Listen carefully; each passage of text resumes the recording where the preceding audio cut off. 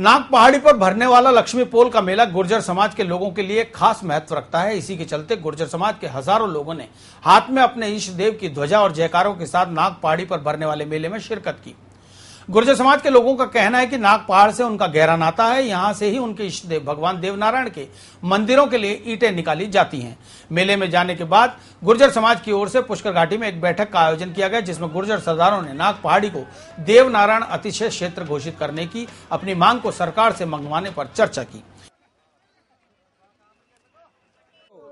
नाग पहाड़ के ऊपर दरबार के लक्ष्मी पोल के पास में झंडो चढ़ा बजा रही है। अच्छा, काई मैं तो आज का दिन क्यों चढ़ा हुआ झंडो? आज का दिन बाबा को आज हरियाली अमावस को दिन है। हाँ, तो कितनी संख्या में लोग आवे? अब संख्या कोई पार को नहीं रहे। पार नहीं है कोई पार नहीं। आज के दिन स्वाई भोज महाराज शंकर भगवान टूटा और गौ माता की गुआड़ी चुकाई जी कारण आज बाबा को स्थान मेड़ो भर रही है और गुजरा बनी पूरी आज नागपाड़ पर आ रही है। और अगस्त मुनि की आधारशिला है, राजा भर्तृहरि की गुफा है, धूना है, बाबा रूपनाथ जी का धूना है। ये नागवाड़ का बहुत महत्व है साहब। आज के दिन क्या होता है? आज के दिन भारी मेला लगता है लक्ष्मी माता का, लक्ष्मी पोल के ऊपर भगवान देवनारायण की वो पूजा होती है यहाँ पे ईंटों की।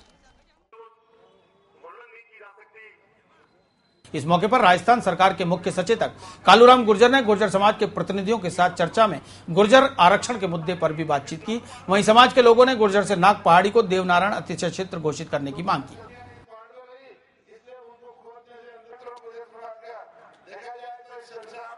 राजस्थान गुर्जर महासभा की ओर से इस नाग पहाड़ को लेकर कुछ हमारी मांगे हैं, उसके लिए ही हमने ये कार्यक्रम किया। वैसे ये कार्यक्रम हमने गए साल भी किया था और गए साल भी हमने मांगे वो रखी थी सरकार के सामने। अब जो कि सरकार बदल गई, इसलिए नई सरकार के सामने मांगे अब रखेंगे। हमारा इस उद्देश्य ये है कि हम साल में एक बार यहाँ कार्यक्रम अब करना शुरू किया तो लगातार करते रहेंगे। और ये जो नाग पहाड़ है, इससे राजस्थान में गुर्जर समाज का बहुत बड़ा इससे संबंध रहा है। गुर्जरों की उत्पत्ति, गुर्जरों का इतिहास और भगवान देवनारायण के जो है वंशजों की उत्पत्ति भी इस नाग पहाड़ के यहीं से हुई है। अजमेर और नाग पहाड़ दो ऐसे स्थान हैं जो गुर्जर समाज के लिए बहुत ही महत्वपूर्ण और बहुत ही पवित्र है। और इसी नाग पहाड़ के ऊपर सवाई भोज ने तपस्या करके 12 साल में और ऐसी चीज प्राप्त की जो विश्व में किसी के पास नहीं। उस आधार पर उसका नाम सवाई भोज पड़ा। इसी पहाड़ के ऊपर रहने वाले बाबा रूपनाथ जी जो बगड़ावतों के गुरु बने और फिर वो वहाँ उनके गांव ले गए उनको। इसी पहाड़ पर भगवान शंकर ने भी तपस्या, इसी पहाड़ पर साधु माता ने भी एक पोल बनाई लक्ष्मी पोल के नाम से। मांगे हमारी 3 है। एक मांग तो यह है कि इसके ऊपर जो है सड़क बनाई जाए ताकि इस क्षेत्र में आने जाने के लिए हर व्यक्ति को सुविधा हो जाए और इसका सरकार को भी फायदा। इसलिए फायदा है कि ये सड़क बनेगी तो यहाँ जो टूरिस्ट आते हैं वो टूरिस्ट नेचुरली इस पहाड़ की नेचुरलिटी को देखते हुए निश्चित रूप से वो पहाड़ी के ऊपर भी घूमने जाएंगे और वहाँ के स्मारकों को भी देखेंगे। वहाँ आया हुआ पर्यटक कुछ न कुछ ले ही जाएगा, कुछ चढ़ा ही जाएगा, कुछ दे ही जाएगा और यहाँ ज़्यादा पर्यटक आएंगे तो सरकार को इसका बेनिफिट ज़्यादा मिले। इसलिए हम पहला तो हमारी मांग है कि इसको सड़क बनाई जाए। नंबर 2, इसको देवनारायण अतिशय क्षेत्र घोषित किया जाए ताकि दूसरी एक्टिविटी कुछ नहीं हो जिसमें जो कोई खनिज की नहीं हो, खनन की नहीं हो, कोई फॉरेस्ट। वैसे फॉरेस्ट तो अच्छा है, फॉरेस्ट की रक्षा करना तो गुर्जरों का पहला काम है।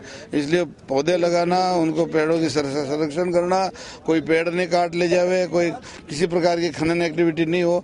इस कारण से हम इसको रिजर्व करना चाहते हैं अतिशय क्षेत्र के रूप में। नंबर 3, हम ये चाहते हैं कि ये बन जाए सड़क और अतिशय क्षेत्र घोषित हो जाए तो फिर हमारे स्मारकों का हम लोग भी करेंगे जीर्णोद्धार, लेकिन सरकार भी उसमें सहयोग करके जीर्णोद्धार कराए। तीर्थ स्थलों और अध्यात्म के प्रति जागृति सहित 8 बड़े उद्देश्यों के साथ शांति कुंज, हरिद्वार और गायत्री परिवार के तत्वाधान में निकली 5 दिवसीय पुष्कर तीर्थ प्रदक्षिणा यात्रा शनिवार को तीर्थ नगरी पुष्कर पहुंची। एकादशी से अमावस्या तक 24 कोस की पदयात्रा, 84 कोस की रथ यात्रा और पुष्कर अरण्य गांवों में ग्राम प्रदक्षिणा के माध्यम से लोगों में तीर्थों के प्रति जागृति, आध्यात्म और पर्यावरण बचाने के संदेश के बाद शक्ति कलश में भरे उत्तराखंड के सभी तीर्थों के जल से पुष्कर सरोवर का अभिषेक किया गया। गायत्री परिवार और संत समाज के लोगों ने सरोवर पर शक्ति कलश की विधि विधान से पूजा अर्चना कर सरोवर की शंखनाद की ध्वनि के साथ आरती उतारी। पंचम दिवस है तो अभिषेक का, इनका पुष्कर राज का अभिषेक किया। उत्तराखंड के सभी तीर्थों का जल था, शक्ति कलश में हरिद्वार से आया और यहाँ 84 कोस में जितनी भी तपस्थलियाँ, जितने भी मंदिर हैं, यहाँ के जितने मंदिर हैं, उन सब का जल चरण रज ला करके यहाँ अर्पित किया। पुष्कर राज भगवान से आशीर्वाद हम ये चाहते हैं नाग यज्ञ पर्वत कि ये जो हमारा हरित पुष्कर और सुरम्य पुष्कर और आध्यात्मिक ऊर्जा से संपन्न पुष्कर के लिए जन समर्थन और देव शक्तियों का आशीर्वाद मिले, इस भाव से ये कार्यक्रम हुआ है। पुष्कर सरोवर का अभिषेक करने के बाद गायत्री परिवार की ओर से हरियाली अमावस्या के मौके पर पुष्कर के रामधाम तिराहे पर बने डिवाइडर के बीच पौधे लगाए गए।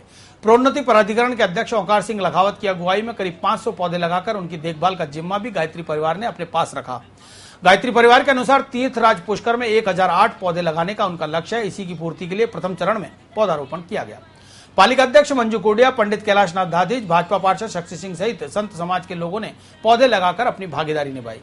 एक गायत्री परिवार ने एक तीर्थराज पुष्कर जो पौराणिक तीर्थ है उसमें 24 कोस की पद यात्रा का कार्यक्रम और कुछ वाहनों के द्वारा जो यात्रा का एक कार्यक्रम हुआ है, निश्चित रूप से तीर्थ के महत्व को बढ़ाने के लिए और तीर्थ के प्रति लोगों की जागृति पैदा करना, स्वाध्याय का एक बहुत बड़ा उपक्रम इन्होंने पूरा किया है।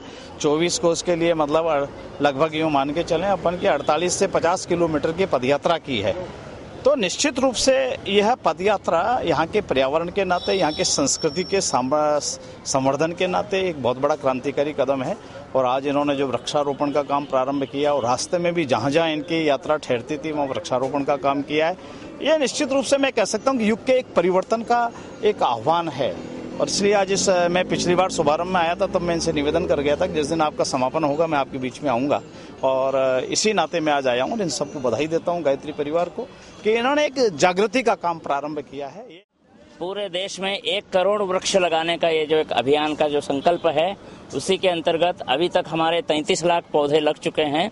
और जैसे आज यहाँ पुष्कर में हरियाली अमावस्या के दिन एक पद यात्रा के माध्यम से पूरे 84 कोस पद यात्रा घूम करके और जन जागरण किया हमने कि लोगों को अपने पर्यावरण के बचाने के लिए स्वयं को अब जागरूक होना पड़ेगा। सरकार तो अपने ढंग से काम कर रही है, लेकिन हम जब तक एक मानव चेतना को नहीं जगाएंगे, लोगों को इसकी उपयोगिता आवश्यकता नहीं बताएंगे। आज अभी जुलूस निकला, सब नारे लगा रहे थे, पर्यावरण बचाएंगे, हरियाली लगाएंगे, तो एक मैसेज है और इसके द्वारा हम चाहते हैं कि फिर से ये पुष्कर हरा भरा हो जाए।